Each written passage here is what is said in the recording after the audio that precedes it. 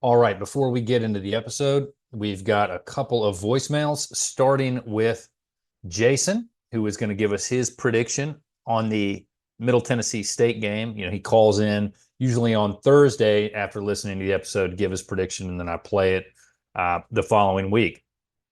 So let's listen to that now. What's going on, Ben, and the Bull City Coordinator podcast listeners? Jason here, calling in for my score prediction and a little chit chat about the game last week. Sorry about that. Game at Duke, got a W. Wasn't the cleanest, wasn't the prettiest, but hey, we walked out of there with a W. Makes us 3-0, baby. That's what I'm talking about.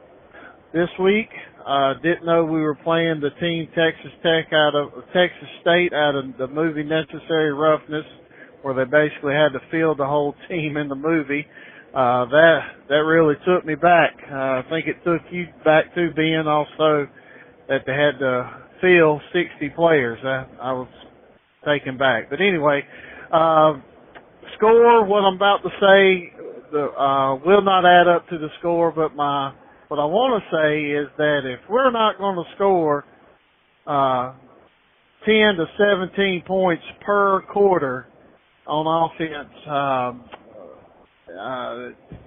it's not going to be good for conference plays. We've got to really blow this team out.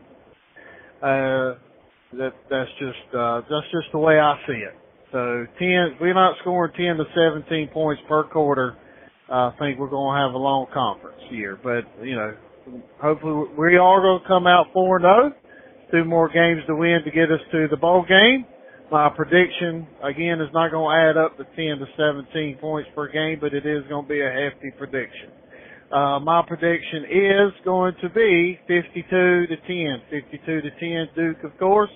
So we're going to walk out of Murfreesboro with a big fat W, and we're going to come back to Durham to get ready for the Tar Heels. Again, Ben, thanks for all you do.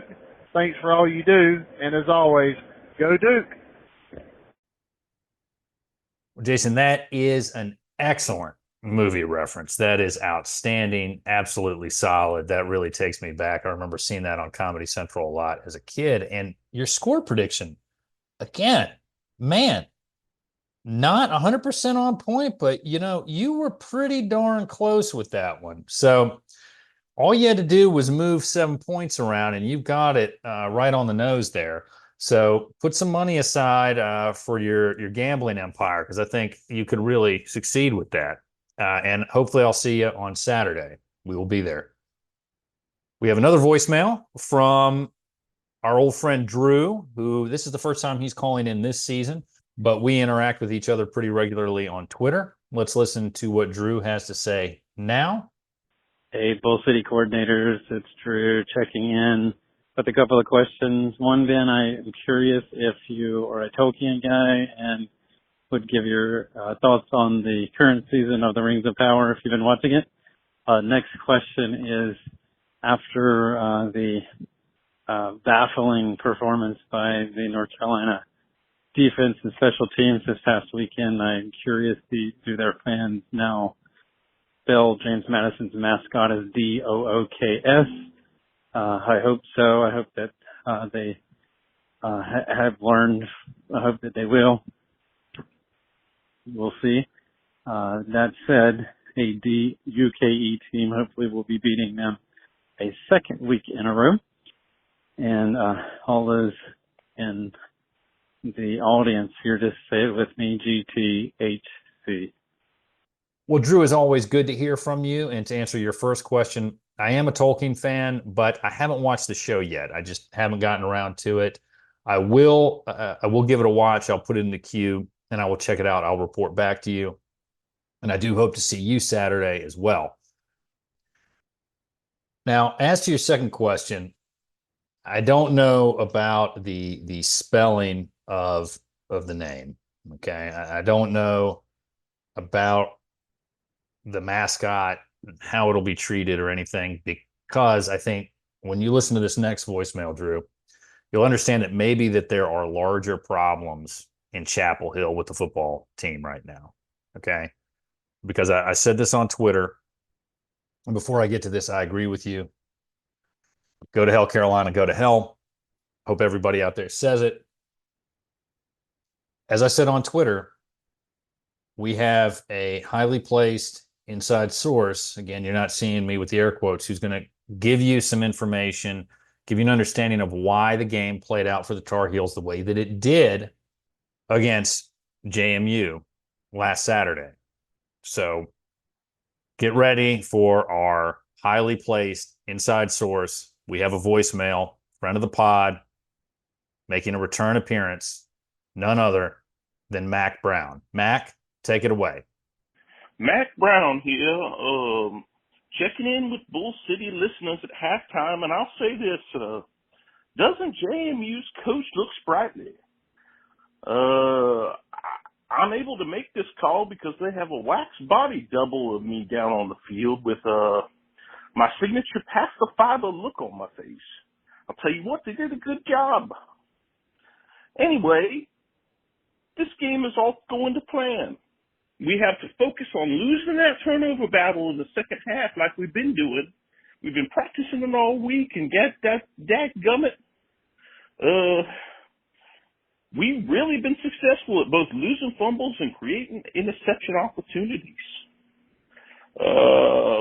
Insofar as halftime adjustments, I think we just got to add a little bit more Argyle and Michael Jordan logos to our uniforms, and we'll be set.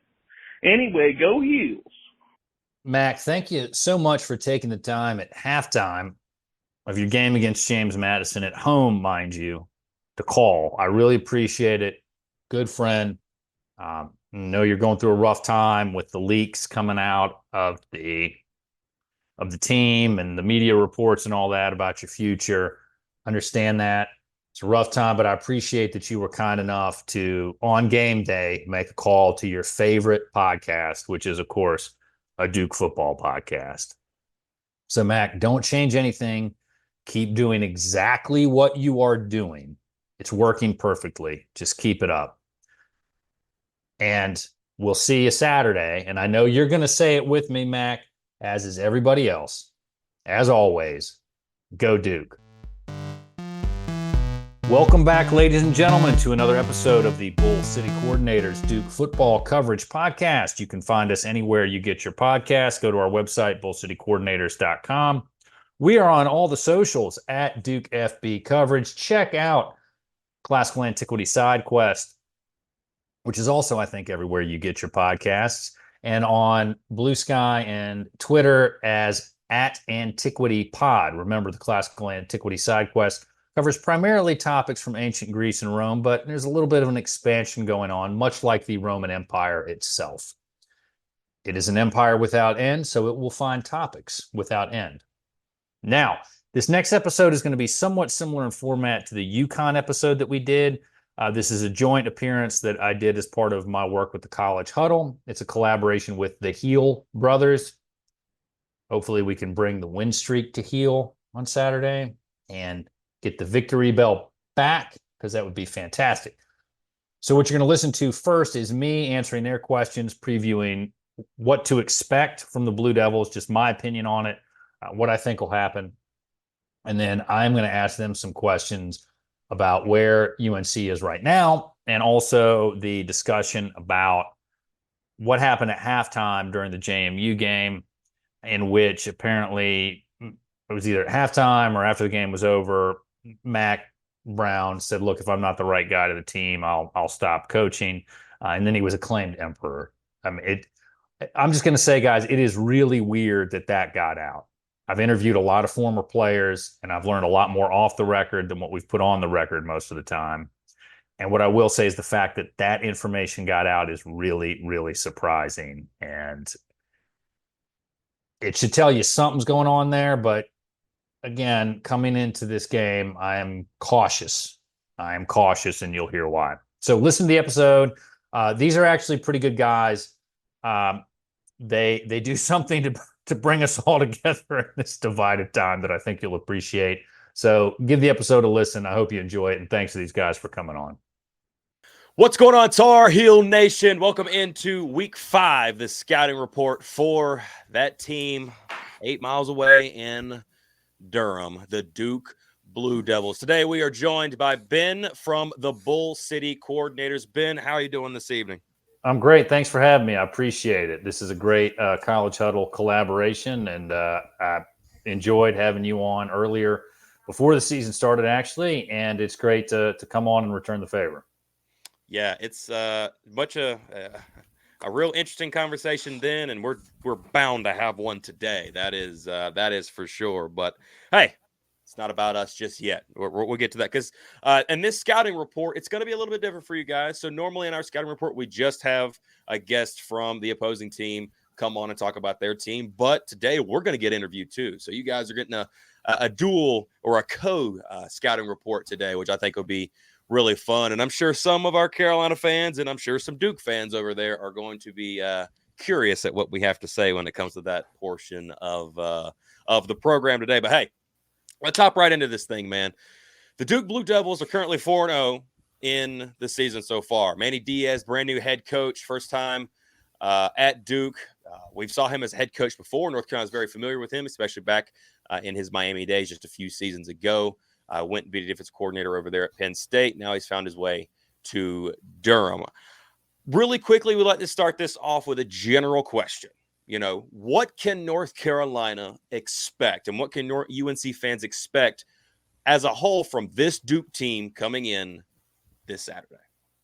Well, I just wrote an article about where the Blue Devils are for the College Huddle after 4 games into the Diaz era. And I think what you all should be looking out for is a swarming defense, sacks, tackles for loss, pressure. The defense is the identity of this team. Now, excuse me. Now, right. In the other elements, we've seen a lot of improvement over the first 4 weeks. The kicking game is getting better as far as the return game. If you remember that Scrubs meme, nobody die. That's kind of how I felt about the return game for the Blue Devils for several seasons. But the last couple of games, we've seen a lot of improvement there. So I think that's getting more competent. The punting, we've got a new punter, same field goal kicker. The field goal kicking is strong, and the punter is really starting to come along. I believe he's an Australian fella. And he's not doing, I think against Middle Tennessee, he was not doing the rugby-style kicks. But he's coming along. I think he averaged 48 yards per punt against the Blue Raiders. A lot of promise there, right? But the big question is, offensively, what can you expect? They're going to throw the ball. The running game is starting to gel, it's starting to click. But that's really going to determine, I think, how far this team can go and how effective of an offense Duke will be able to put on the field at Brooks Field at Wallace Wade Stadium on Saturday, how well the team can run, because I really doubt there's going to be 2 70-point defensive performances by the Tar Heels in a row. And I'm not saying that to get a jab in you. I'm just, God, I hope not. If I were a Duke fan, I would much prefer that 70-point defensive showing from you guys to come this week, not the week before we have to play you. Okay. Because you know what the focus is going to be on in the film studies, right? I appreciate the confidence in this. I really do. This is a good scouting report so far. Look, man, I can't say anything. Since Daniel Jones left, the Heels have owned my Blue Devils, so I can't say anything. But offensively, you've got to look out for Jordan Moore, Eli Pankel, wide receiver, and Nicky Dalmolin is starting to come along really strong now at the tight end. Jonathan Brewer's offensive system gets more throws at the tight end, but there's also Samir Hagans, John Tavis Robertson, other wide receivers. From the running game, you're going to have to look at. I don't know if Jaquez Moore is going to be back or not. That was kind of what it sounded like. He got hurt against Northwestern, and the idea was going to slot him to come back, maybe Carolina, maybe Georgia Tech. Regardless, Star Thomas and Peyton Jones, my man Peyton Jones, who's also returning kicks last week at Middle Tennessee State, those guys are coming along well. So those are the folks that you have to watch out for. And as we were talking about before we got started, Malik Murphy is not a runner. It would not surprise me if you see a couple of Henry Beelan, the backup quarterback packages, who can run, does run, but also has a cannon for an arm. So that's what I would be looking for if I were you guys. And also Chandler Rivers, Terry Moore in the secondary. We could talk a lot about the D-line too, but those are some guys to look out for. Well, you say the strength of your team has been your defense. And I think that's, kind of been a big story over the last few years, even under Mike Elko. The defense and we talk about it over here at North Carolina. We've had our defensive struggles over the last few years, hired a brand new defensive coordinator. And the conversation for us has been culture change on the defense. And you wonder why it hasn't happened yet for us on the defense. And people point to Duke, how Duke went from a super sloppy defense under Cutcliffe in those last few years to like overnight, Mike Elko comes in and boom, Carolina's, fighting for their life over there, and Duke's winning some good football games over there. And seemingly that has carried through. Let's talk about Manny Diaz for a second. This is a guy who's been a head coach at a few different spots, most recently Miami. He was a defensive coordinator at Penn State before he taken the job over here in Durham. What is your general feel with him now being through 4 games of the season with him? And how do you think the Duke faithful, if we will, how they're taken to him? The expectations coming into this season were really unsettled, kind of mixed. Nobody really knew what to expect. It was a lot like, to stick with my fondness for antiquity, when you would be about to fight a battle and you didn't really have a lot of good intelligence and you just had to hope that it was going to work out, right? That your strategy was going to work out and you were going to be able to outflank somebody and they wouldn't know what you were doing, that you divided your forces or what have you. All right. But what we've seen from this team is a continuation of the strength and conditioning or athletic performance, whatever you want to call it, that started under Coach Elko with David Feely, who had been at Miami with Manny Diaz. And what this team has been able to do is play in some close games. I was there at the game against UConn, which that could be a better UConn team than a lot of us expected. I mean, they look like they're going to be better. They may get to a bowl this year. I was surprised to see the win projected rankings going forward as of today. I mean, that's not outside of the realm of possibility. But also, they stole a game against Northwestern, a game, frankly, had no business winning, and Northwestern's offensive coordinator is probably still wondering why he called that third down quarterback sneak attempt sweep play. I mean, anyway, had no business winning that game, but somehow Duke has pulled these two out. That's a good sign when you're winning close games, and winning games maybe you shouldn't win. He's doing something right. But as far as where the fan base is, we're ecstatic. 4-0. 2 games away from getting to a bowl game.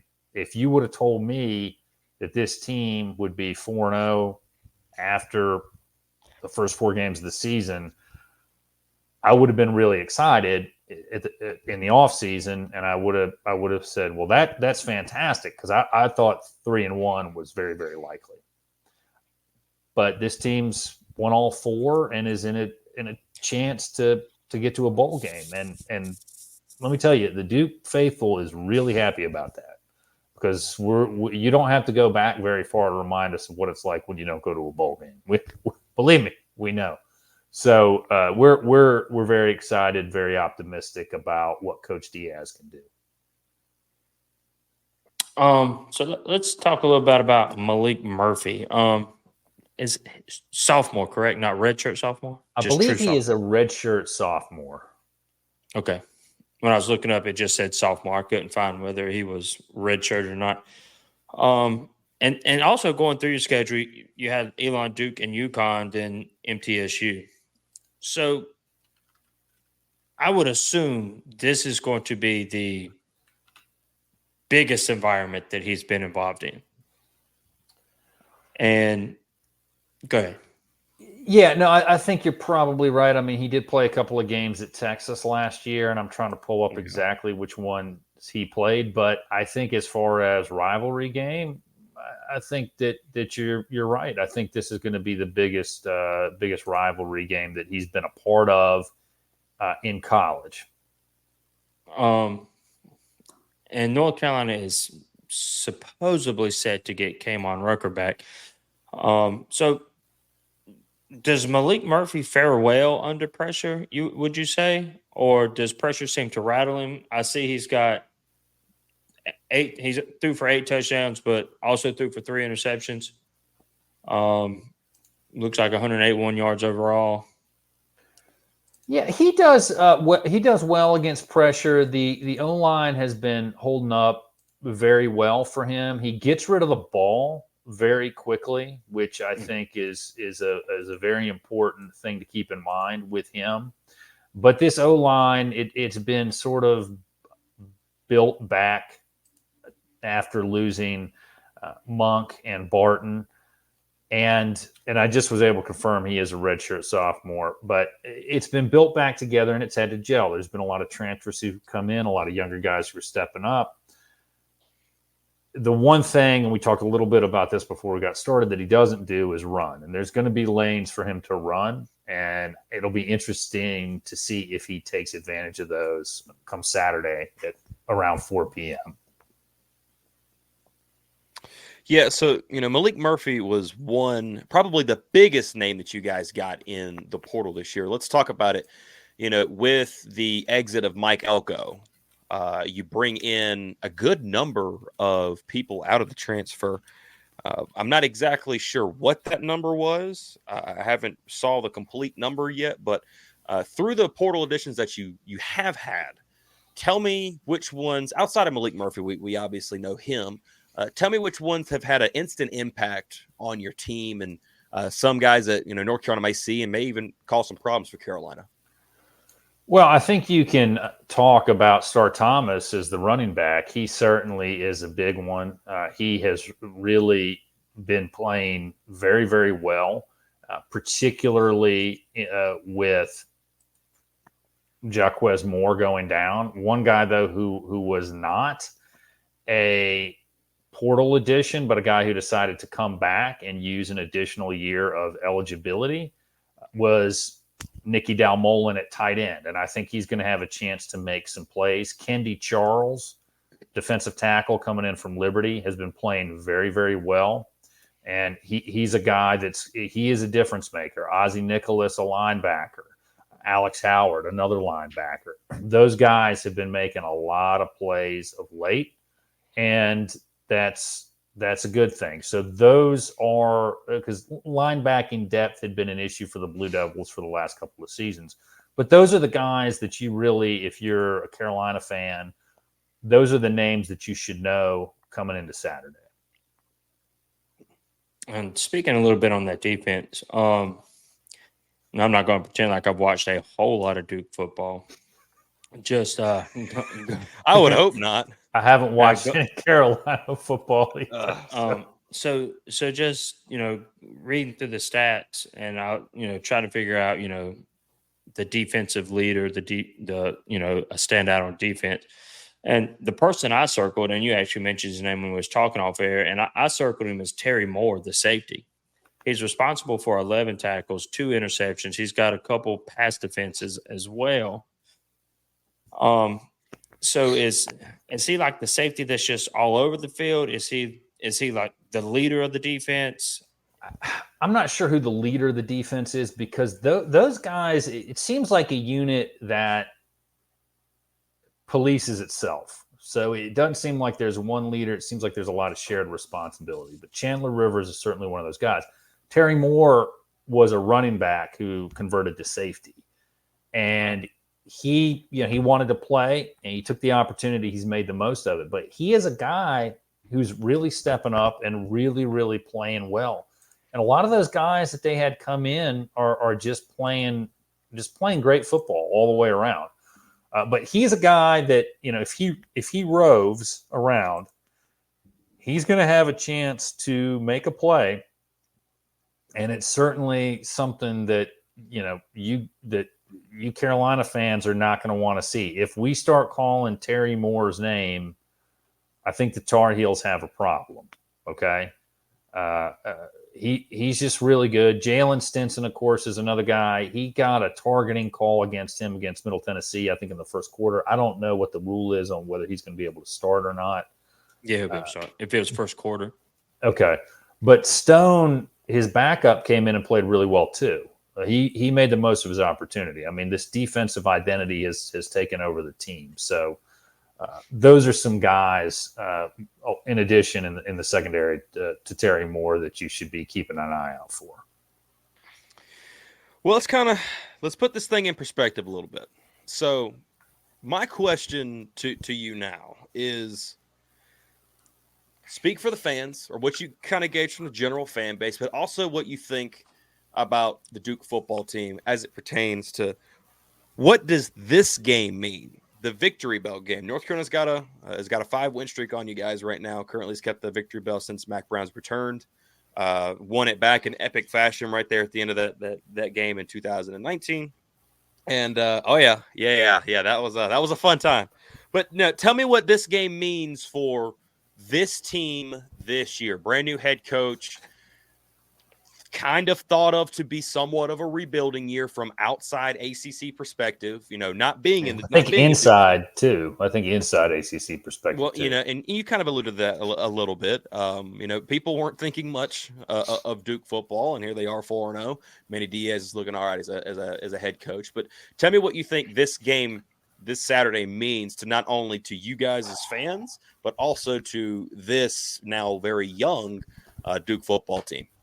Well, it's interesting that you say very young. They're young playing together, but there's a mix of experience there. If you go look at that roster, like, I was really surprised when I had Steve Weissman from the News and Observer on to kind of do a state of the program episode back around the beginning of August. There is a lot of youth, but there's also experience at key positions, and there's a lot of guys who are going to want to beat Carolina because they haven't done it before.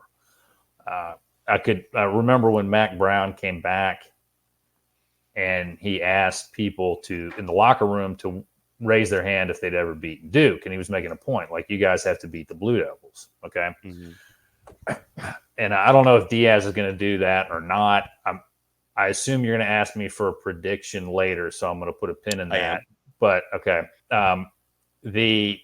This is a big game. I mean, there's a lot of storylines. Obviously, there's the connection between Diaz and Mac Brown. I don't think Diaz really likes Mac Brown, given what happened at Texas, and coaches are notoriously thin-skinned.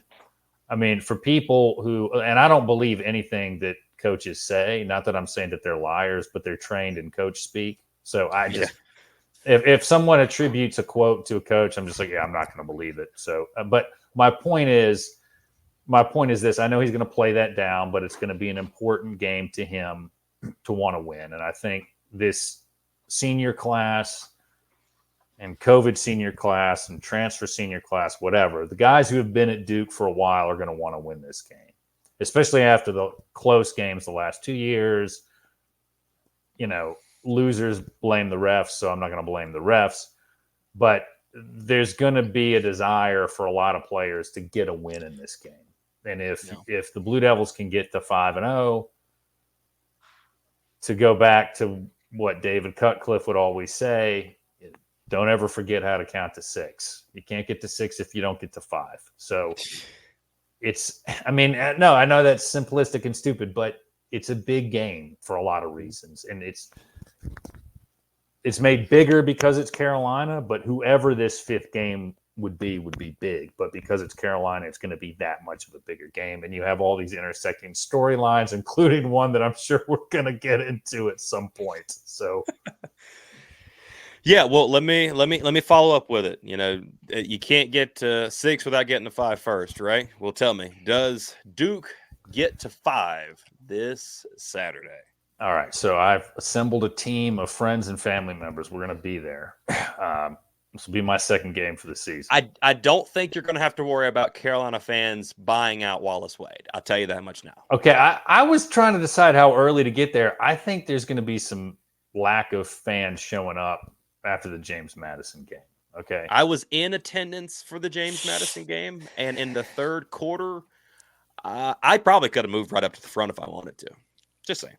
Well, actually, the last time Well, when Manny Diaz's last game as head coach of the Hurricanes was when he put a whooping on the Blue Devils, and we left that game early. My wife and I did. It was just like a 3-hour drive for us to get home. I mean, that was the year Cutcliffe got 2 coaches fired for beating his team, Virginia Tech's coach and Diaz. But here is where I am. Okay, we've heard everything that's come out of the locker room after the James Madison game. And I'm not bringing up the James Madison game to pick at you guys or anything. It's just this is the game that was played right before we did this interview. Okay. Yeah.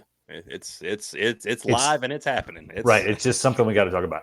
Here is what surprised me about the aftermath of that game. Okay. That story about Mac Brown discussing resignation or talking about resignation, and then the spin room people had to come out and clarify something, and there were, statements made about what was meant and what was implied. It was kind of like the Cuban Missile Crisis with 2 cables sent from the Russians kind of a thing. I bring that up to say I'm just really surprised that information got out, right? Right. I mean, you guys do this. I'm sure you've talked to players. They do not like to go on the record, and they don't like to have that information come out, okay? Mm-hmm. I mean, I've had way more interesting conversations off the record with most of the players that I've talked to than I'll ever have on the record. Okay. Yeah. Mm-hmm. So the fact that it got out was surprising. So you're probably thinking Ben must be high on Duke winning this game. Here's the thing, though. Here's the thing. I'm not really ready to pick who is going to win, but this is what I'm going to say. Would it surprise me if Duke won? Absolutely not. Okay. All the factors that I discussed about why it's important to the Blue Devils. Okay. Carolina's sort of on its heels. It played North Carolina Central not particularly well. And I remember Cutcliffe's last season, Duke did not play North Carolina Central particularly well. That ended up being his last season. Okay. They won the game like the Tar Heels did, but still. So obviously, with the way the James Madison game went and the aftermath of it, would I be surprised if Duke won? Absolutely not. Okay. Are most people probably predicting Duke to win? Likely. I think Duke opens as a favorite if I saw something right on Instagram. But let me say this, okay? Because I have a history degree and I have a second podcast. I don't know why I keep calling it a companion podcast, but the Classical Antiquity Side Quest, in which we discuss history with actual historians, okay? Mm-hmm. History is important. Why am I bringing this up? If Mac has one last game in him, like one last big win in him, wouldn't you think it would be against the Blue Devils? Because he hates losing to Duke, because he remembers Steve Spurrier and the '89 team taking the photo under the scoreboard, right? He remembers Dave Brown at Keenan. He remembers Randy Cuthbert. He remembers all those guys, Clarkson Hines, lining up under the scoreboard. It was like 41-0 or something, He remembers that, and he's not lost to the Blue Devils since. So if Mac has one big win in him, it's going to come on Saturday, I think, right? Mm-hmm. The counter to that is you didn't play great against North Carolina Central, and you followed it up with the performance against James Madison. Could it be that the team's like, has he lost control of the locker room? I'm not going to speak to that. I'm not going to say anything about that. I'm not there. I'm not witnessing it. What I am saying, though, is this does kind of remind me of the end of the Cutcliffe era in many respects, okay, with the way these games are going. I think that year Duke started 3-1 and just the wheels came off. So would it surprise me if Carolina won? Absolutely not. It would not surprise me if Mac got this team together and put everything he had into one last game. The one thing, though, that I do feel good about is I'm not a huge – I saw what Jeff Collins did at Georgia Tech, and it wasn't particularly great. So I think defensively we probably have the edge on defense. Offense – it's a rivalry game. It's 6 of one, half dozen of the other, man. I don't know. I don't know. So my prediction is I would not be surprised if either team won come Saturday. I just don't feel comfortable picking this win because when I saw those reports start to come out about Mac Brown, I just said to myself, he is somehow going to twist this and use this as a way to fire him up to beat Duke one last time. And so that's where I am with it. I think it could go either way. Well, man, we absolutely appreciate you and your insight of Duke, and I'm gonna save what you had to say there at the end to flip it over to now, because now we're gonna turn this thing over to you, man. Oh, I just got one more funny. I got one more. Oh, funny. Go ahead. Oh yeah, dude, we forgot the holy smokes. All right, so which one do you dislike more, UNC or Mike Elko? I like it. I like it. Depends on how Manny Diaz does. All right, let me. I mean, the dude literally hopped a plane in the middle of the night. That's true. Yeah, After saying he was going nowhere. And Riley Leonard was like, "Hold on, man, let me get out of here too." That's here's the thing. Here's the thing that irks me about Elko. I mean, I try not to hold hate towards individual people because I think it's bad karma. But hopping the plane the way that he did really just rubbed me the wrong way. That's a good one. I got to go. Well, for football purposes. Other way. All right. So for football purposes, that's a tough question. There's only one right answer. I think I got to say UNC though. For one, I got to say UNC more. But that's a good question. I thought it was like that. Yeah. But That's dude, good. you completely I was when you started talking about JMU, you started bringing up. I had like Vietnam flashbacks in my head as you were talking about that, and I forgot to ask you our final question. It's a question that we happened to stumble across in the very first one that we did with the Sky U podcast and during the Minnesota one. But talk to us a little bit about what are some Duke traditions that maybe people out there don't know. I mean, I've got a new Devil's deck that's getting some use now. And tell me some of the stuff that happens over there at Duke campus that might be fun or entertaining.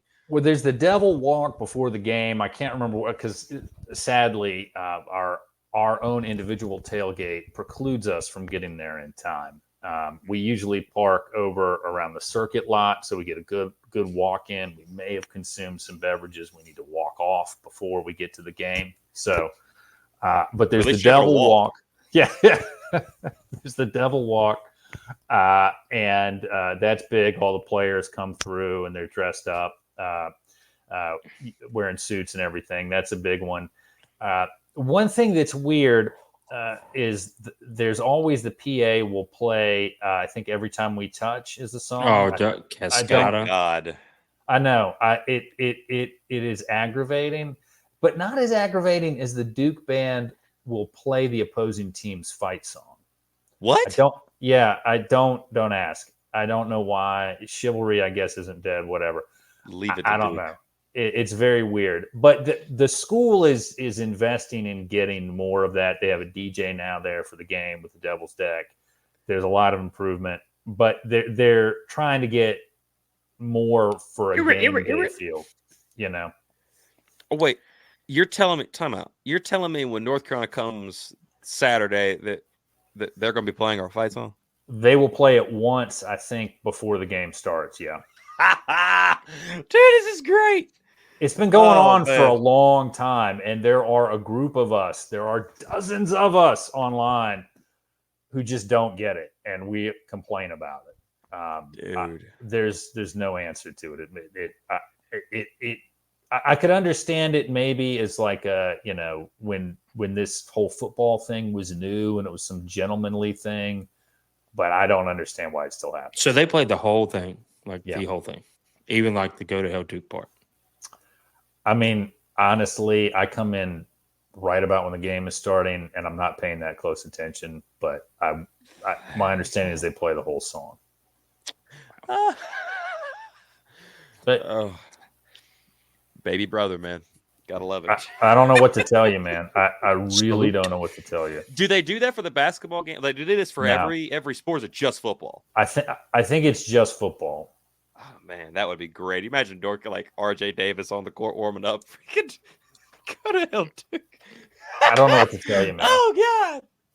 It is. Look, there are about 3 podcasts that gripe about this constantly. I my would guys, too. If Carolina did that, I would just get a group of people and boo. Hey, do the you GA Scumbag podcast people are furious about it. I mean, do you associate with the Devil's Den guys?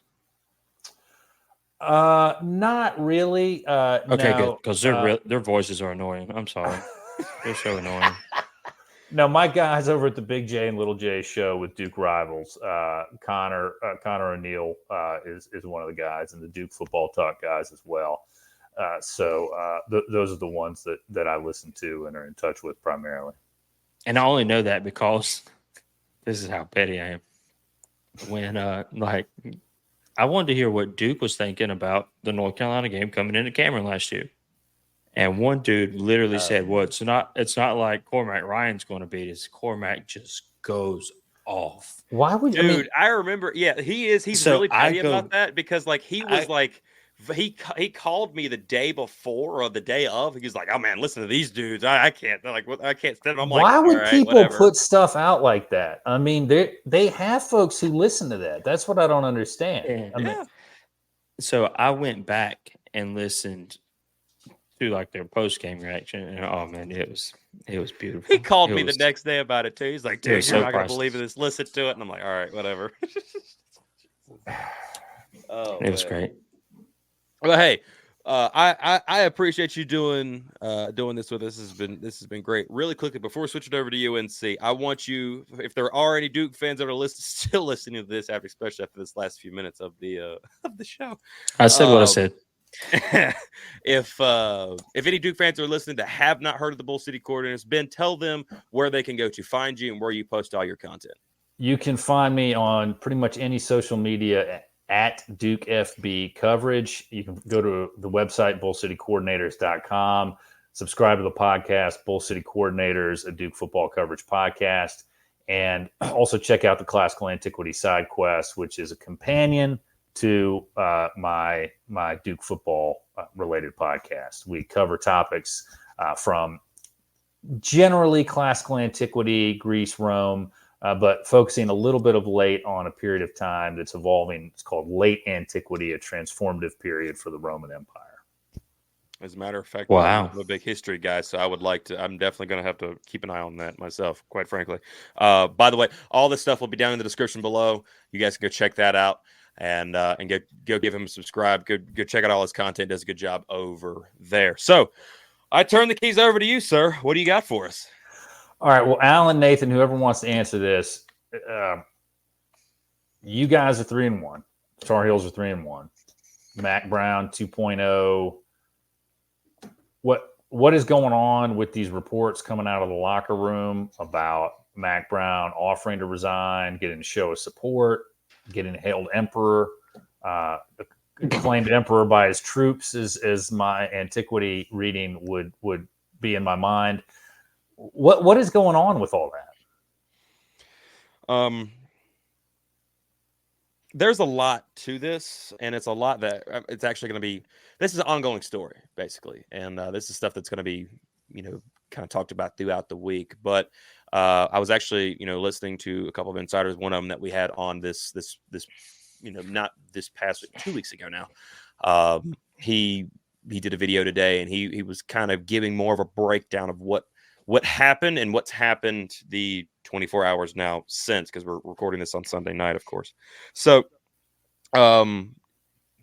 first things first, when it comes to what happened with the resignation, I think that's the biggest part everybody's talking about. It even kind of trumps the 70-point debacle that we had. Mac Brown during halftime came back in. Mac Brown's an emotional guy. If you know anything about him, you know he's an emotional guy. He feels losses. He takes losses way harder than he takes the joy of winning. He is the Kind of like Roy competitive Williams. guy. Yeah. Like Kind of like Roy Williams. Yeah, right. You're right. He is a uber competitor. When he loses, it tears him to shreds. Listen to the Mondays after Mac Brown's press conference after a loss on a Monday. Tells you everything you need to know, right? And not only that, but he knows these players. They're not just a number for him. They are relationships. They are people. They are people that he takes in as kind of like children in a sense. That's the way Mac Brown is. He's a very personable guy, and that's just what it is. So when everything went down, they scored 50 and JMU scored 50 in the first half. He went in at halftime, and he knows one thing coming into this year. We all kind of talked about it. He's fired everybody and brought in everybody. He's changed everything that you can change outside of him. And he said, he said this just way before this, he said multiple times, hey, if I'm not the guy, I will let you know. If I feel like I'm no longer the best person for this decision or for this program, I will make the decision to step down. Mac will never have to be fired because he will resign before it gets way to that point. And going on with the game going like it was, having the changes that you made, you've hired everybody on the staff is because of you. Everybody on the football team is because of you. Is because of you. You signed him on. He was feeling it for this program. He basically told the team, he sat them all down and said, if I'm not the guy for you, I'll walk away. And that was him resigning, right? The team then said, basically, hell no, you're not doing that. And they rallied behind him. If you go look back at the game, Carolina put themselves in a position to go win that game. The defense could have got a couple stops. They really did put themselves in a position to go win that game. They did score 50. So, and had 5 turnovers. They was on pace for, what is that, 7 times 5, give or take, if they score 5 touchdowns on the 7. No, yes, 5 touchdowns on the 5 turnovers. Was that 45? Yeah. And 35, not only 35, that, so on pace for 85. Jacoby Criswell was the story coming in because third quarterback in 4 games, and you're trying to figure out that situation. And he threw for the 3rd most yards ever by a North Carolina quarterback. The only 2 that beat him out was Marquise Williams and Sam Howell. He beat out Drake May, and Drake May was on the sideline watching it, there because he had the Thursday night football game against the Jets. So that happened, right? He come back and he basically kind of walked it back because the team rallied around him and said, no. You are the guy for this. This is on us, right? They went out there, played the second half, put themselves in good position, just wasn't able to get it done, okay? Evidently, something that I have found brand new information coming out now is Carolina has a culture problem when it comes to football. Not in the program per se, but when it comes to chancellors, our AD, things of that nature. They've been fighting this battle for 30, 40 plus years, Alan, if I dare say so, right? It's been a while. It's been a long time. Older Basically, than, it is than I've been evil. It's an evil that we must tolerate because they love their basketball. They love their non-revenue sports, their Olympic sports, if you will. Football is a necessary evil. This is something that Mac Brown had to fight a little bit back in the 90s and kind of was some of the cause of why he left to begin with. Because I think if things were a lot easier, he would have never have left, went to Texas to begin with. But evidently some stuff happened this week between Mac, AD, and the chancellors at B. I'm not sure exactly what the situation is. It's not something that's been widely spread yet. And the reason being is because the insider said it himself. He said, I can't just, like in the movie Jaws, when you cut the shark open and everything just falls out. He says, I can't really do that yet because there is a lot to this onion. There's a lot of layers to this onion. Well, right?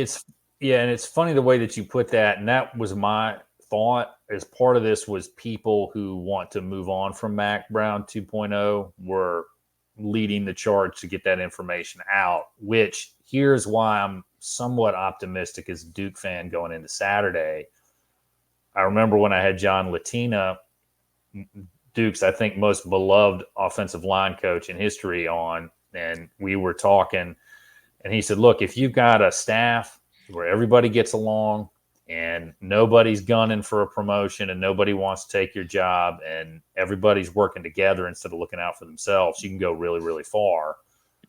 And my first thought was there are some people who are maybe ready to pull the plug on Mac Brown 2.0. Is that kind of the sense of what you all think might be going on from the outside? Maybe not in the locker room. I don't mean the locker room. I wouldn't think locker room or staff. I think this is just a football is an evil. I think this is a board of trustees type. Mm-hmm. I mean, yeah. There's a lot more that I don't understand about, the whole board of trustees and how all that nonsense works. I, Mhm. I'm just a fan of the university. I don't pretend like I know who's on the board of trustees, where they're from, how they feel. Um, And we do have a brand new chancellor in this year, and there's been you can he's a tell Duke there's guy, been right? Former yeah, Duke he guy. is. Yeah, Bringing them former down Duke guy. from the inside. There we go. So wait a minute, y'all Yeah, send a guy from the inside to kid us? Is this what is this what we're finding out on the podcast right This now? could Is this what be. we're doing? it's It the could daggum be. You Russians, guys are bro. dirty, man. Well, look, I mean, Trojan here's the thing. horse. And then You we should know talked all about about the Trojan this. horse. We talked about this with my thoughts on the game, but this could be a rallying thing, which is what worries me, right? That's what. I'm sorry, I didn't mean to cut you off. No, go ahead. So, I mean, who are the guys? If we're a Duke fan, who should we be watching out for to lead the rallying charge for the Tar Heels on Saturday? Oh, Al knows one answer to this. And I'll just that's what I'm hoping this is. Mhm. I'm Absolutely. hoping this brings them together internally, and they says, "We got us. Screw everybody else. It's us four, no more," or what? Just an expression. But if there's one guy that'll lead that charge, it's the guy that has not played in three games. Yep. And that's number 7, Kamon Rucker. And that's one, and he defensive end. And that's he pulled the defense. There was a picture of him on the sideline, had the entire defense. He was in the middle. You couldn't hear what he was saying, but he was lighting into him, telling them, "Let's go, y'all got to do it. I can't be out there to do it with you, but y'all got to go. You got to do something." And in the second half, I thought they played better, but 53 points, that's hard to overcome. If North Carolina plays in the second half like in the first half like they did in the second, North Carolina's winning that game. But that's neither here nor there. Yeah, it's going to be Kamen Rucker. He'll be the Chris Wallace from Braveheart. He'll be that guy. But yeah, that'll be him. Are you doing a lot of like historical things because love of it. the antiquity? No. Podcast? It's Braveheart. It's Braveheart. Yeah, I know. Just That's going off a time frame of the movie. That's all. Mel Gibson. He's out there with the sword on the horse. Rah! They'll never take our freedom. You know what I'm saying? Yeah. Let's go, bro. So, are y'all going to be starting their third string quarterback though, come Saturday? Because the reason I ask about that, Blue Devil fans have intimate familiarity with what that was like towards the end of last season, where Grayson Loftus was playing, and he was limited in what they could do because there was nobody behind him. Yeah. Is that kind of where you guys are, where they're going to have to, that the Tar Heels are going to have to be real careful with the offense, or they're going to be guys who can back him up? Nah, Jacoby Criswell, man. He threw for 475 yards. Yeah. And here's the deal. So Jacoby Criswell is a guy that he's been with North Carolina before. He was recruited in North Carolina. He came to North Carolina back in 2020, and he was with the team. He was the true backup to Sam Howell while Howell was our quarterback. And then when the year came, when Drake May, when Sam Howell left, and it was to Drake May and Jacoby Criswell to battle it out, that battle went all the way up to just a few days before the first game against FAMU at home, where Drake come out. Drake looked great, and he took over the starting spot, and we understand who Drake May ended up being. Last season, Jacoby Criswell left to go to Arkansas. He's from Arkansas. He wanted to go home, and he lost a quarterback battle to KJ Jefferson, another guy that's pretty daggum good. And he decided this past offseason, after Drake had left, Max Johnson comes in, Connor Harrell, there's a quarterback battle there. There's real uncertainty at the quarterback position. You felt good that Max was here, but there was some things that you were worried about with him. Connor is a guy who hadn't played at all, and you really worried about what he could do. Big time size difference. and you wanted that well-rounded guy. So Jacoby Criswell saw an opportunity to come back. He asked Mack Brown specifically. This is after the spring game. This is after spring. He asked Mack Brown directly, hey, do you think I'm going to have a chance to start? Mack Brown told him, no, there's no way. You're coming in. We've changed offensive coordinators since then, from Phil Longo to Chip Lindsey. We did that last season, and Criswell didn't get any exposure to that, so he would be coming into a brand new offense, having to learn everything. A few guys had left, so there's not as much familiarity outside of the tight ends, because Copenhaver and he grew up basically with Copenhaver and Bryson Nesbitt when he first was here. So there was no chance for him to become the starter at all. It's because he was coming in so late, there's no way. So when Max Johnson goes down, and there was reports coming out of fall camp, that, man, Jacoby's behind, but he's your best chance at quarterback. He's better than those two guys. If he could get himself caught up, he'll be just fine. Like, that's your clear number one right there. That was a conversation coming out of our fall camp. And didn't think there was going to be an opportunity to do it. Max Johnson goes down. Jacoby starts ramping up even more. He dropped like 15 pounds of weight, of body weight, because he was getting heavier. 3 weeks. 3 weeks. He dropped some weight, and he saw an opportunity. Connor played.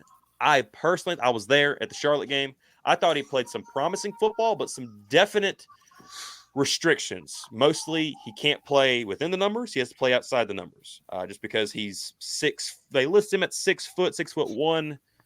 He's probably 5'10", 6 foot. Quite frankly, 5'10", 5'11", somewhere in that area, 5'10" to 6 foot, in that range. It might be 6 foot with cleats on. Right. So, he had some restrictions. He doesn't throw a very clean ball, if you will. It comes out and it's sitting there wobbling, and he looks really nervous in the pocket. He has no pocket awareness, and you are worried about him. He's young. He's very young. NC Central comes. He has 2 bad drives. They put Jacoby Criswell in. They said that was a pre-planned thing to bring him into the third series. That way they could get him some game reps in, because they didn't think that they would be in a fight with NC Central there early. And Criswell just looked good, and he's kept the job since. He comes into this game, throws dang near 500 yards. So Criswell looks like he has caught up. He looks comfortable in the pocket. He has some pocket awareness. He does have the ability to scramble. He's not going to be extremely fast. He's faster than Max Johnson would have been.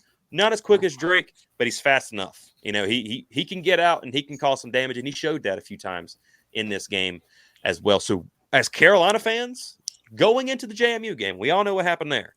Everybody was saying, if we could just get our quarterback situation figured out, we'll be fine. Because defense had played really good up until yesterday. So where are you guys? Give me the pulse of the fan base coming into this game. And part of why I'm asking this is, and look, coaches, it's a long season, it's a long career. You got to look for stuff to motivate players. I get it.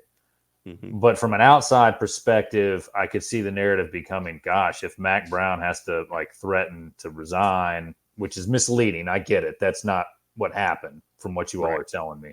But there's truth, and then there's truth, right? Yeah. You can't see what I was doing on the podcast, but I was making a Simpsons reference. But you could see from a narrative from the outside of people saying, look, if he's got to pull this card, there's a problem there at Carolina that goes deeper than just the JMU game, right?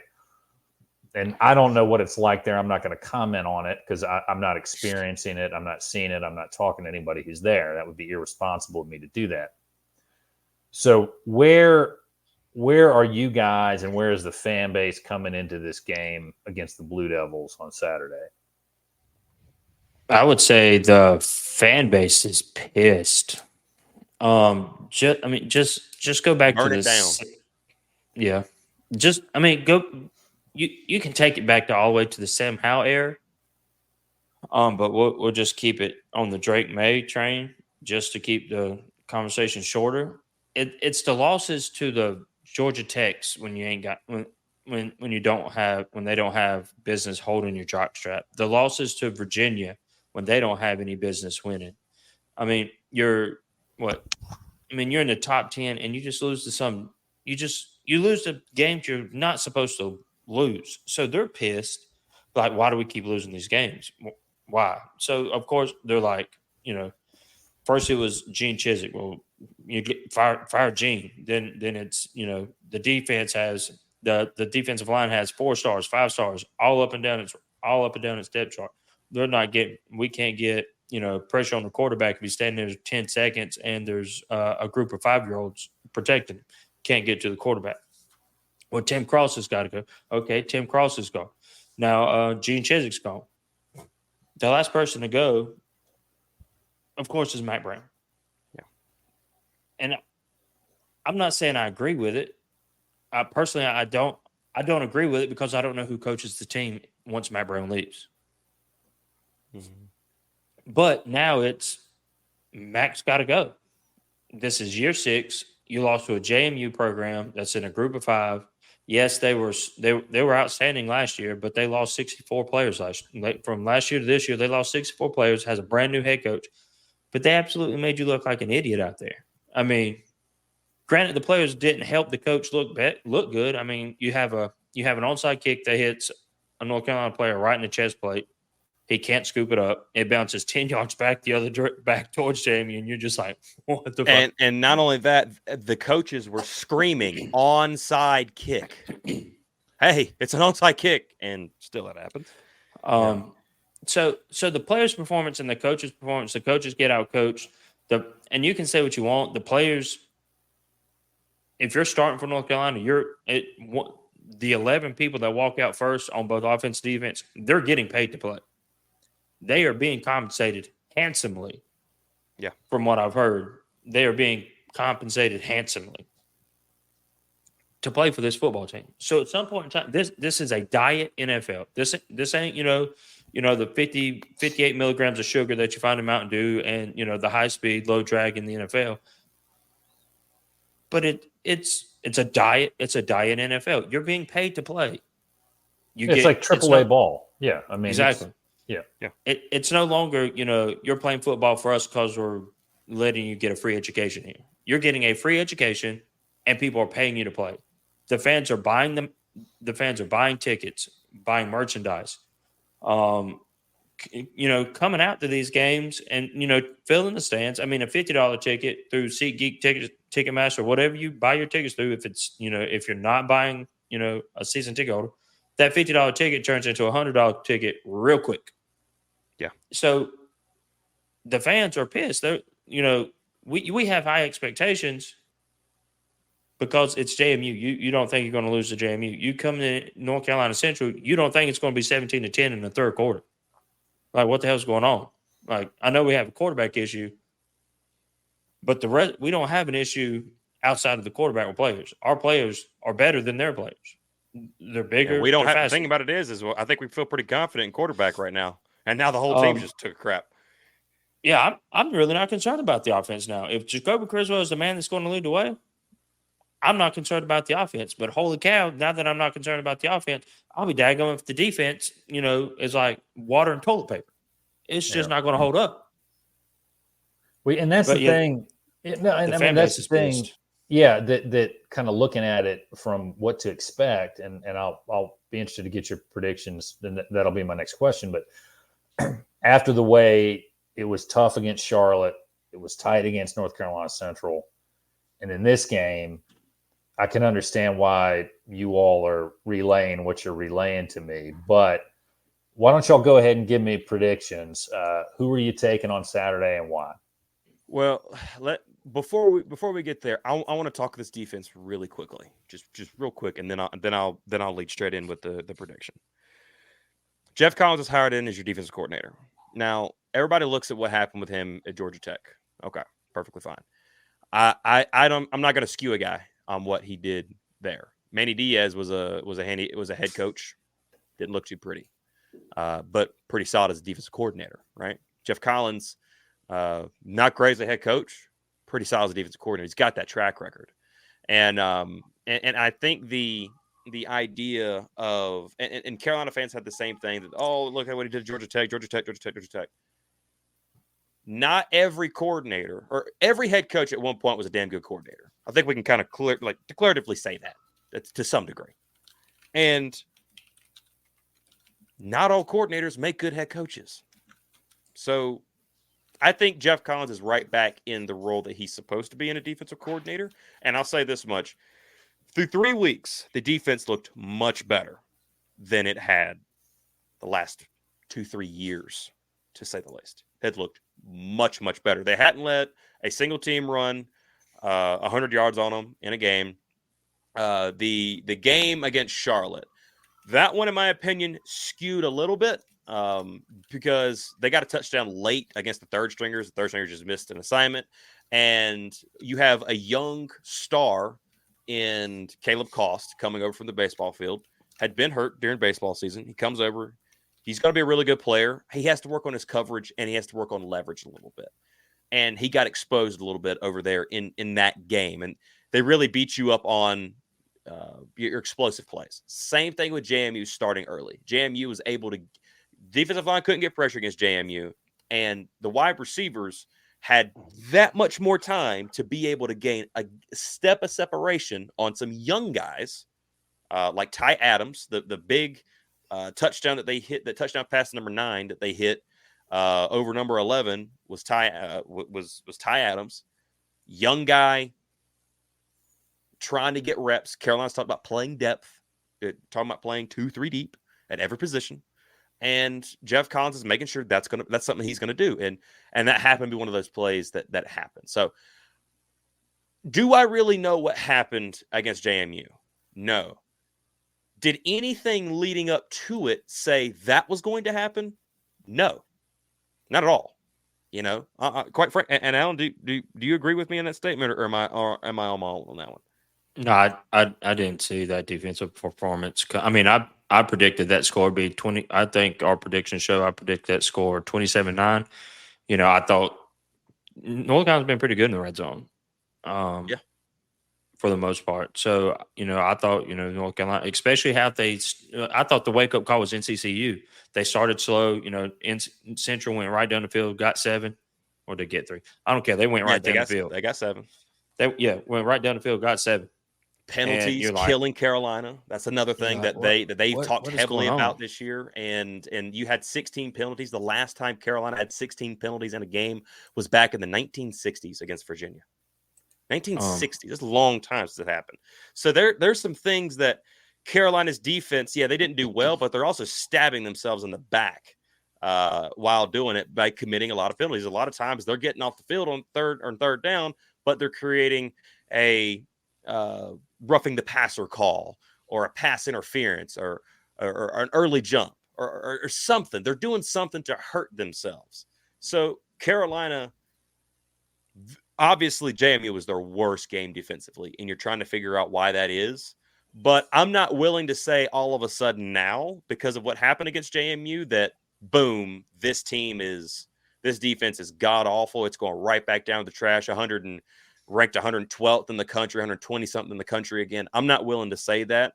I want to see how this game goes with this defense to see, because through 3 weeks, especially on the road at Minnesota, an offense that's looked much better and much more improved, big bodies on the offensive line, you didn't see that coming at all. And I mean, they're pretty decent up there at Minnesota, right? Especially offensively. Max Brosmer's looking much better than he did against us. And so I'm curious to see how that happens. I'm not willing to burn it down just yet at all. I do think it's going to be a wake-up call.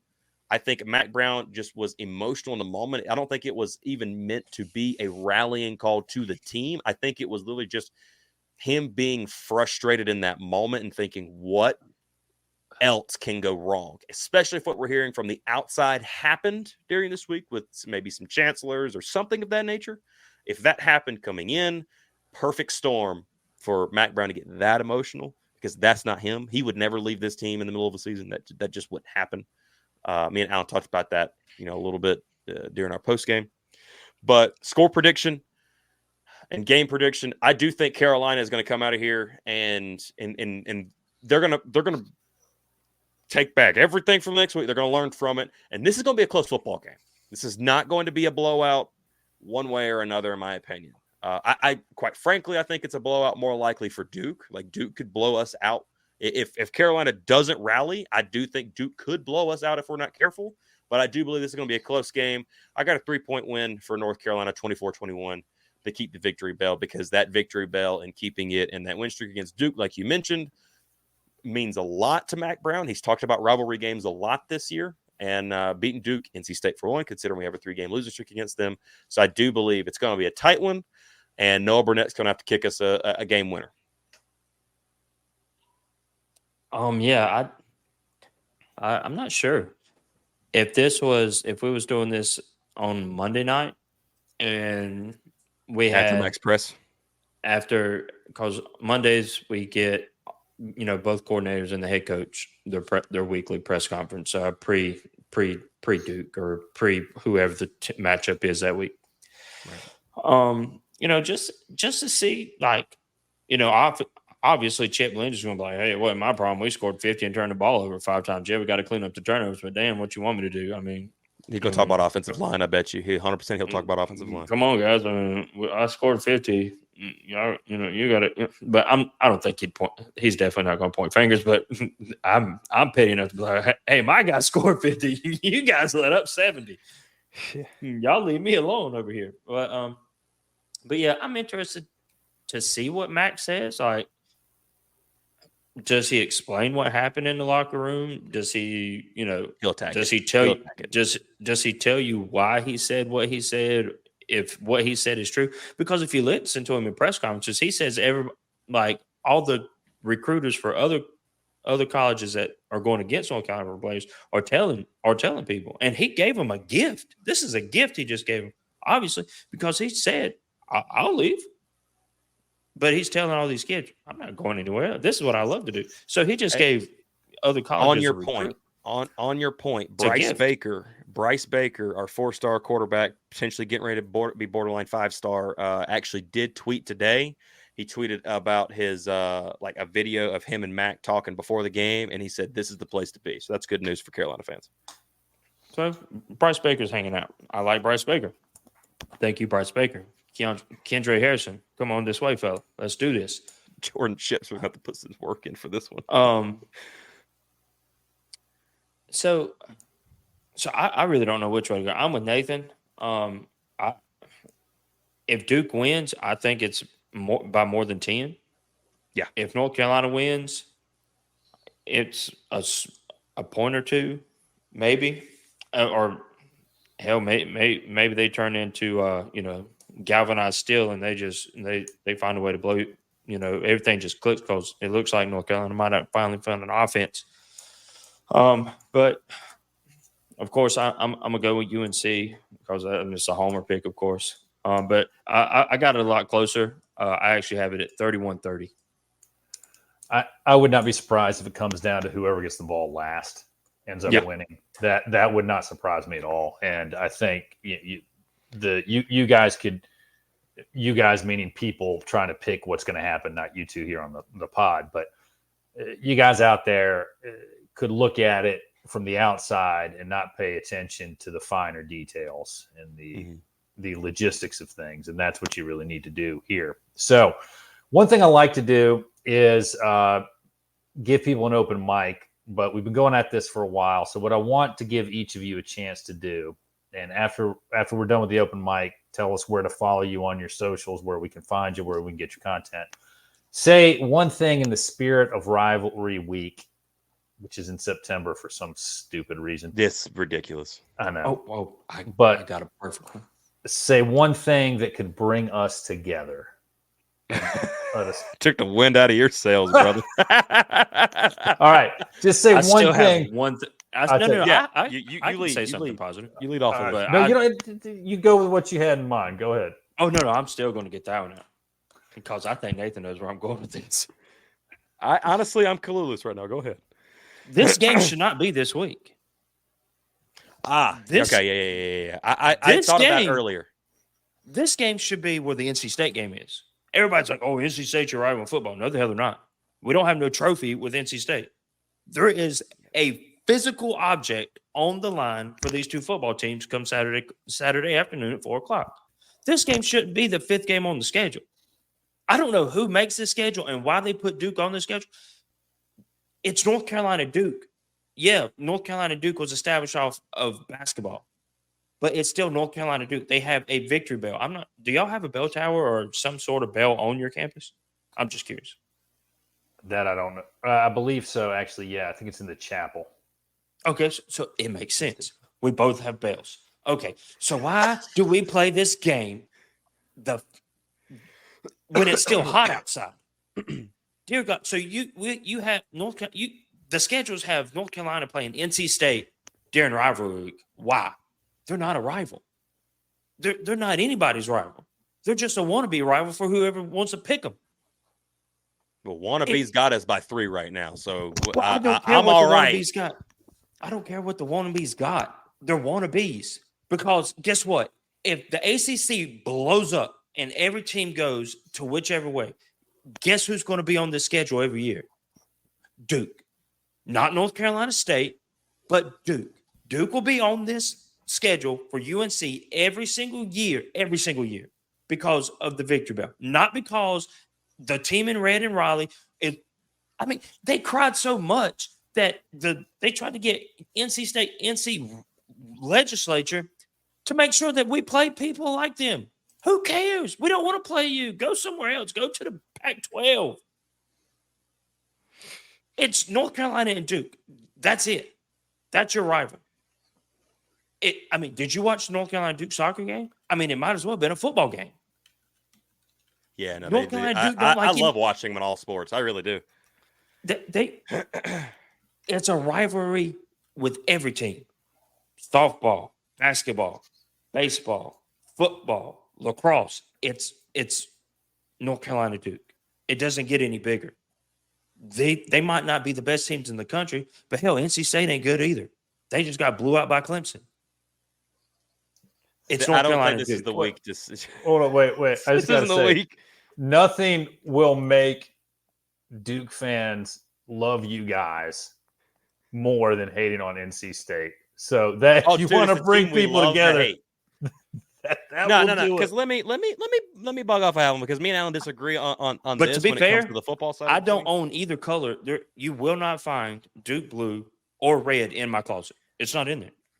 The only reason you'll find a color that looks very similar to Duke in mine is because my Los Angeles Rams happen to change their color scheme back to the old LA colors, and I'm not very happy about it. I love the navy and the gold, but that's neither here nor there. Anyway, so I hate NC State, and I can't stand them. NC State is on a consistent level better at football than Duke is. That's just kind of what it is. That's because what it more is. people can get in. It's a low bar, but it's a bar. Right. I can't stand NC State. And quite frankly, if they didn't have a 3-game winning streak on us, I really wouldn't care as much. Now, do I agree with Alan and say that this game should be moved to the end of the season? I do agree on that part. I absolutely 100% agree on that part because you're right. It is the victory bell game. That's what it is. I can't stand NC State because they are all the time. They will be at their games in front of their football team who's playing whoever. And they will be on their phones watching us. Oh, my God, did you see? People who travel to different stadiums all across the country will go to NC State games, and I've heard 3 of them say, why in the hell are they listening to their rivals all the time? They've got a football game right in front of them. But they're worried about us. I can't stand it. They are ants and cockroaches. With Duke, you can at least respect them. They're good. Hey, you guys are good. We can respect you guys. But NC State is a team we love to hate. We can't stand West Raleigh. And if North Carolina damn well better fix that problem this year because I'm sick and tired of them getting wins over us. They flip a commit from us. It wasn't very highly up on our board. That's just neither here nor there. But you tell them it's like, oh, my God, we just flipped a 5-star. Oh, my. No, you didn't. Shut up. 3-star guy. He wasn't going to make the depth chart this year. Anyway, I digress. But no, let me tell you, this is just right now. This is our own version of the Predator handshake. Okay. Dude, the enemy of my UNC enemy is my friend. Coming together to shake hands in hatred of NC State. They want to be real. And that's why I was so pissed at our basketball team. We'll save that for basketball season. It's neither here nor there. But yeah. Anyway, where can we find you on your socials? I need a Xanax. Alan, you answer the question. At Hill Brothers on YouTube and also at Hill Brothers on Twitter. Spotify. I think it's going to do it. I don't think we're on Apple Podcasts yet. No. And I'm not sure if we have an Instagram yet either, to be honest. See, there you go. I can barely handle Twitter. I don't need it. Yeah. So, at Hill Brothers, YouTube, Twitter, and then, our recorded podcast will, be transferred over to Spotify if that's your thing. Thank you guys so much for coming on. I really appreciate it. Look, it's rivalry week. It's real easy to get caught up in all the hate, but this was a lot of fun. And hopefully your fans learned a lot. And hopefully the people who listen to this podcast, the Duke fans, will have learned a lot. And hopefully we can do some more of these collaborations in the future. I've been enjoying the work with College Huddle. It's been a lot of fun. But before we end the episode, we got to check in with Richlandia. So let's do that now. Well, hello again, everyone. Ben's dad checking in from the rehab wing in Richlandia this morning. This week, our focus is a little different as we prepare to host the Pale Blue Bastards from Chapel Hill. The only thing I'm discussing this week is officiating. There better not be any phantom face mask calls against us this time, and the officiating crew needs to commit to enforcing the ineligible receiver downfield call, especially when it's so obvious because the violator is actually in the end zone. I would also be quite satisfied if the officials will call 1/10 of the offensive holding Carolina will be guilty of. I'm tired of watching our Blue Devils outplay the unaccredited cheaters only to have bad officiating tip the scale in crucial situations. I hate those overrated creeps from down the road and will be quite happy to watch a reenactment of the famous photo shoot under the scoreboard. Yeah, thanks for that, old ball coach. It's bad enough that the unbalanced basketball schedule has now found its way to football and that this game is no longer the season finale and State Fair weekend's game between State and Carolina is no more. So stop helping the heels, officials. Let's go Duke. Devils win 42-24. And gosh, I really hate those guys. Dad, thanks for calling in. I like that you took that old saying about only losers complaining about the officiating and said, nah, F that noise. I'm speaking truth to power, baby. And to quote Emperor Palpatine, your hate has made you powerful. Now, we've got one more last-minute voicemail from our friend Jason. He's got a twofer on this one. He's actually going to get his prediction in before the game. So we're going to play that voicemail now. Hello, Ben. It's Jason. Just out here doing a little trucking today in the old 18-wheeler.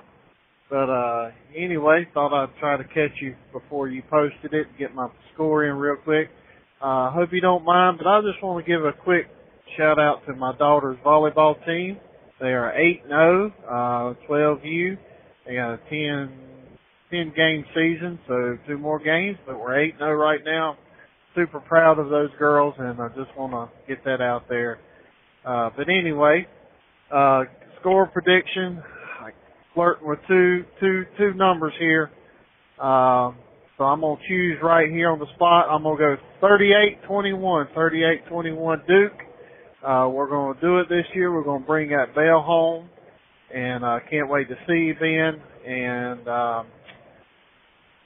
quick thing about the game last week in Memphis, I said if, we had to score at least 10 to 17 points per quarter. We averaged 11, or 11.1, 11.2 to be exact, but glad to see that happen for our Blue Devils. So that was a good game. I think it probably could have been higher if we wouldn't have had the lightning delay or the storm delay. But I want to send a quick shout out to your pops. I hope he's doing well. Not sure if he's going to make the trek with you or not, but if not, I know he'll be in South Carolina rooting the Blue Devils on, so I hope he's doing well. And, that's all I got for this week. I hope all goes well. Thanks for all you do for us, Ben. And as usual, let's get a big shout out. Go Duke! Jason, thanks for the kind wishes for Dad. As you could tell from his voicemail, he's still got some energy in him. No fake retirements like some other people we can mention. You know who I'm talking about. Big congrats to your daughter and her team. That's exciting. Way to go. Glad to hear it. And we will see you on Saturday, but Dad will not be there. He will be at home watching. He's still recovering. I think he just started physical therapy recently. But we appreciate your kind thoughts about him, and it means a lot to me personally as well. All right, guys, remember Saturday, 4 p.m., the big game, the battle for the victory bell. Until then, you can find us anywhere you get your podcast. Check us out on our website, bullcitycoordinators.com. Send us an email, bullcitycoordinators@gmail.com. You can also call 540-632-0160. Leave a message. You'll get on the podcast. We're on all the socials at Duke FB Coverage. Check out the Classical Antiquity SideQuest podcast. Go to the YouTube channel for Bull City Coordinators. You will find it there. On Blue Sky and Twitter for that podcast at Antiquity Pod. But you can also go to the website, bullcitycoordinators.com, and find links to everything for the side quest there. Again, Saturday, 4 o'clock, Duke, Carolina, battle for the victory bell. Let's break the streak. Go to hell, Carolina, go to hell. And as always, go Duke.